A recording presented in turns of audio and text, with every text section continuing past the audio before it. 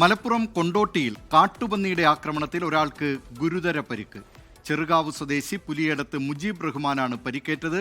മുജീബ് റഹ്മാനെ Kozhikode medical college ആശുപത്രിയിൽ പ്രവേശിപ്പിച്ചു. വിവരങ്ങളുമായി മലപ്പുറത്ത് നിന്ന് ഗോകുൽ കെ വേണുഗോപാൽ ചേരുന്നു. ഗോകുൽ, എന്തൊക്കെയാണ് ഈ വാർത്തയുടെ വിശദാംശങ്ങൾ? ദിലീപ് കുമാർ, ഇന്നലെ രാവിലെ 9:30യോടെയാണ് സംഭവം. അവിടെ പെരിയമ്പലം എന്ന് പറഞ്ഞ സ്ഥലത്ത് ഒരു സ്വകാര്യ വ്യക്തിയുടെ കൃഷിയിടത്തിൽ പണിക്ക് പോയതായിരുന്നു മുജീബ് റഹ്മാൻ.